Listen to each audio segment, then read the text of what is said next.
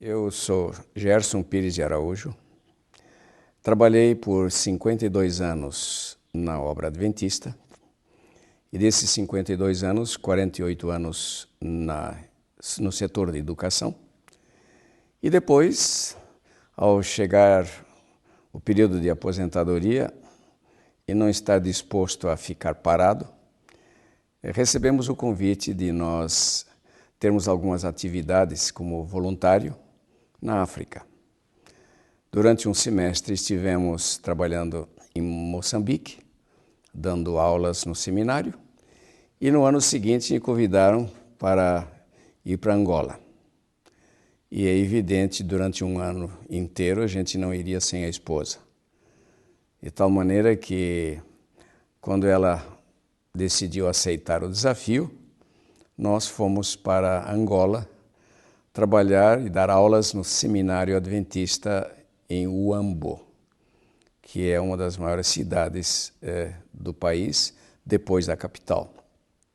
E lá nós estivemos trabalhando durante um ano, dando aulas no seminário e tendo algumas oportunidades de conhecer alguns outros lugares, até que um dia, conversando com o presidente da União, ele mencionou um fato que me fez lembrar quando eu era garoto de 14, 15 anos de idade, quando ele disse que numa missão a cerca de 160 quilômetros da cidade do Huambo, lá no alto das montanhas, nessa missão ainda caía maná, desde o ano de 1939. E isso me fez lembrar de um fato. Quando, na Casa Publicadora Brasileira, no final de 1948, eu li na Revista Adventista a história que havia ocorrido em 1939, nessa missão. Quer dizer, foi no período do início da Segunda Guerra Mundial, e os nossos irmãos nessa missão da Namba estavam passando necessidade porque houve um período longo de estiagem, de seca, não produzia mais nada e eles começaram a sentir que iam passar fome. E então a história que eu havia lido dizia que eles haviam se reunido numa reunião de oração um dia, pedindo que Deus interviesse, Deus fizesse alguma coisa para que eles não passassem necessidade e passassem fome. E interessante que quando terminaram aquela reunião de oração com um grupo de irmãos, e especialmente dirigido pela esposa do diretor da missão, porque ele estava ausente, está em viagem, e ao terminarem a reunião de oração, a filhinha de 5 anos veio com uma porção de flocos brancos na mão, comendo. Então a mãe pergunta: escuta, filhinha, o que é que você está comendo? E ela responde: eu estou comendo maná, mamãe. E ela diz: como é que você sabe que isso é maná? Então a meninazinha disse: porque tem uns homens de branco aí fora que me disseram que Deus havia atendido a nossas orações e que isso que estava espalhado lá no chão era o maná que a gente podia colher e comer. E eu comecei, tá gostoso, né? E começou a comer o maná. E a mãe pergunta: e esses homens, onde é que foram? Que saíram, não viram mais nada. Eles não, eles disseram que eu podia comer e tal, e foram embora.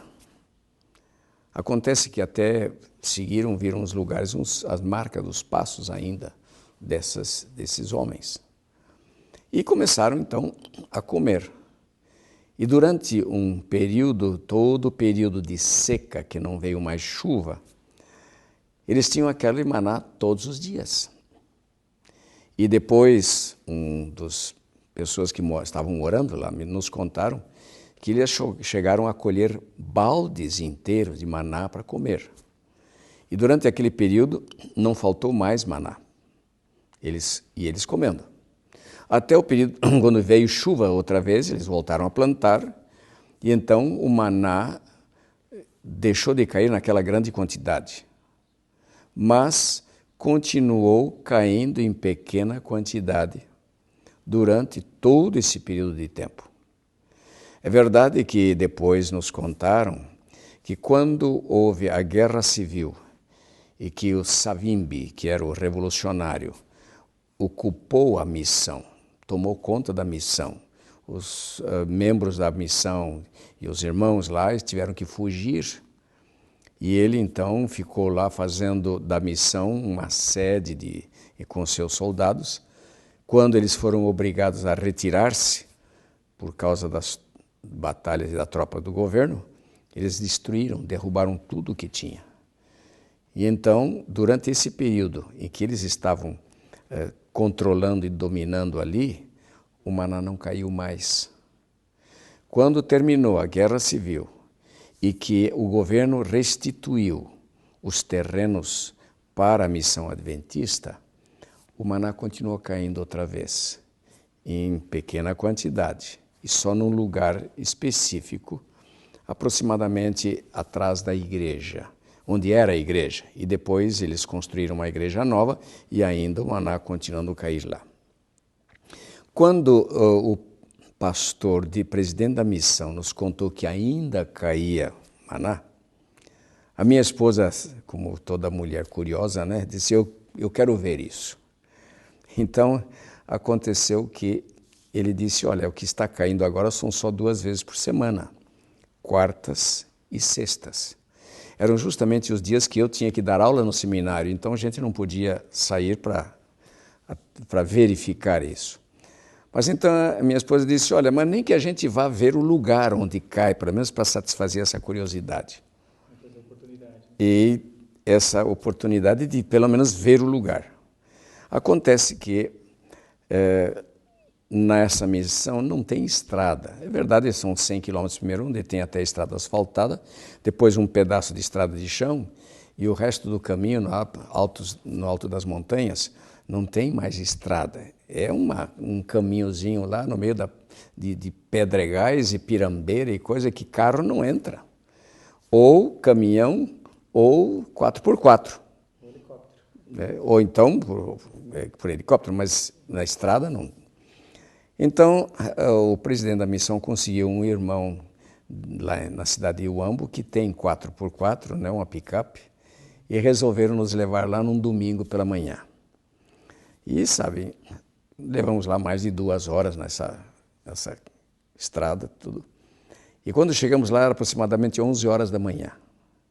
Naquele dia, os irmãos que fazem parte daquela missão estavam colhendo batatas. E diga-se de passagem, eu nunca comi batatas tão deliciosas. É uma coisa, um gosto diferente, uma coisa fantástica. Depois nos deram um saco de batata, de 150 quilos de batata. E nós trouxemos, distribuímos lá para professores, alunos no seminário e tudo. Mas quando nós chegamos e dissemos a eles que estavam lá colhendo que nós gostaríamos de ver onde caía o maná, um deles disse, não, eu vi que hoje ainda tem lá, caiu o maná essa manhã cedo, essa madrugada caiu o maná lá. Vamos lá. E agora imaginem essa curiosidade nossa, essa ansiedade para ver. Não é em grande quantidade, é um pouquinho espalhado, e eu fiquei olhando para ver se não havia uma explicação natural das coisas. Quem sabe caía de alguma coisa da árvore, porque uma parte da areazinha onde cai esse maná é embaixo de eucaliptos. E outra parte é fora, sobre um capinho, gramado assim. Então, nós começamos a pegar aquilo, são pequenos flocos, parecido com floco de pipoca branca, assim, e começamos a comer. E é interessante que o gosto é aquilo que a Bíblia diz. Assim como os flocos brancos que a Bíblia menciona, e que o gosto é parecido com pão de mel, exatamente, não é doce demais, não é um açucarado, mas é um doce suave, e nós começamos a comer.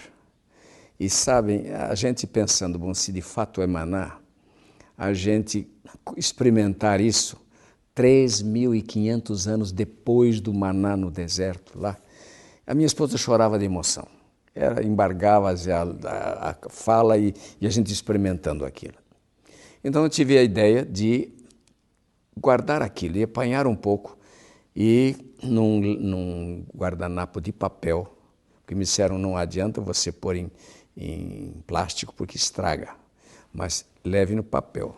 Então nesse guardanapo de papel eu juntei uma porção desse maná para trazer pelo menos de amostra para ver, mostrar alguma coisa.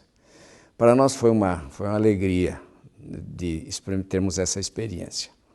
Bom, levamos de volta para o Huambo e um mês e pouco depois nós voltamos para o Brasil. É interessante que nós perguntamos para o pessoal como é que vocês veem, não se vê nada. Ninguém até hoje viu cair o maná. Só que quando amanhece o maná está ali presente.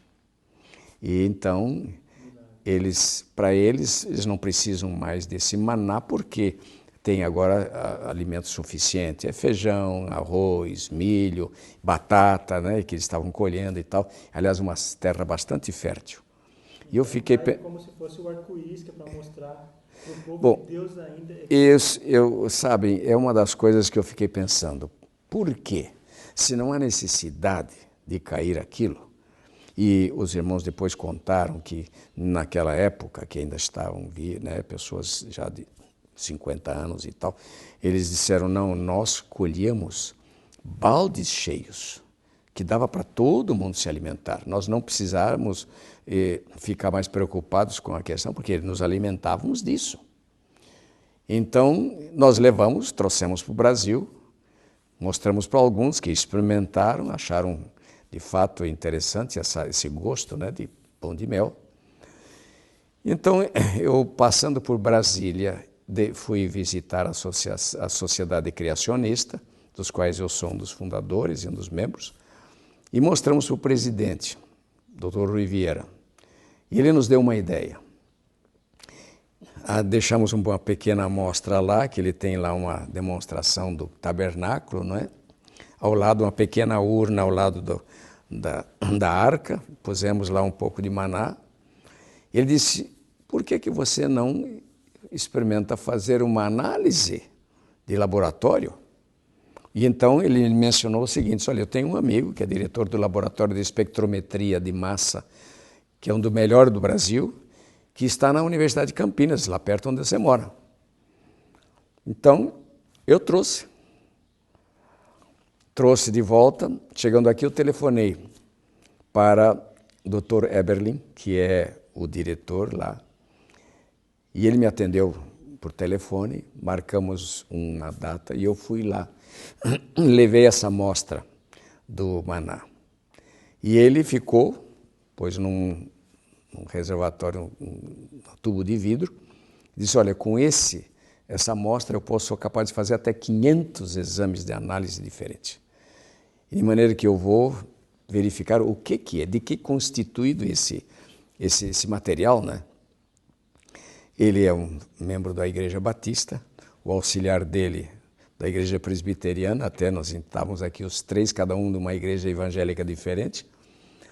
E, bom, eu saí, fui para onde nós estamos morando agora, para Sobral, no Ceará, e algumas semanas mais tarde ele me manda um relatório oficial todo da análise de tudo o que foi feito e no final dando o resultado, com as conclusões a que eles haviam chegado dessa análise.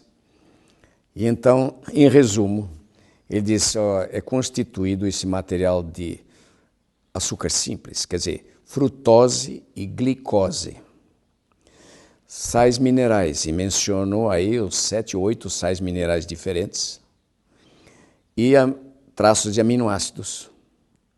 Então ele diz, tudo é apropriado para a alimentação humana. E então nós chegamos à conclusão de que pode ter sido. Ele disse, eu não sei se de fato é exatamente como o maná, mas tem tudo para ser maná, porque é apropriado para a alimentação humana. Então, essa experiência para nós foi marcante. Eu tenho até hoje fotos de nós estarmos apanhando esses flocos. Tenho fotos de flocos na minha mão e dos lugares onde nós estávamos apanhando isso. De maneira que, o que eu fiquei pensando? Não existe explicação natural para aquilo, porque é um lugar específico, certo? E não é agora em grande quantidade, porque não há necessidade disso. Então, fiquei pensando, por que será que isso cai ali? Desde a época em que caiu em grande quantidade. Para mim, ao analisar um pouco a maneira como Deus trata dos seus filhos, para mim é que Deus ainda quer dizer o seguinte: meus filhos, se você um dia passar necessidade, não temas, não tenha preocupação, porque eu vou te sustentar. E me fez lembrar daquela passagem da Bíblia que diz que suas águas, né, seu pão e suas águas serão certas. Não importa o que venha, desde que nós somos filhos de Deus, confiamos nele inteiramente, que nós não vamos morrer de fome. De maneira que essa história do maná, para mim, é marcante. Foi uma das experiências marcantes que eu tive lá em Angola. Depois de trabalhar todos esses anos na obra, né, e essas experiências maravilhosas que a gente vê. Eu tenho um filho que é missionário lá na África já por 26 anos.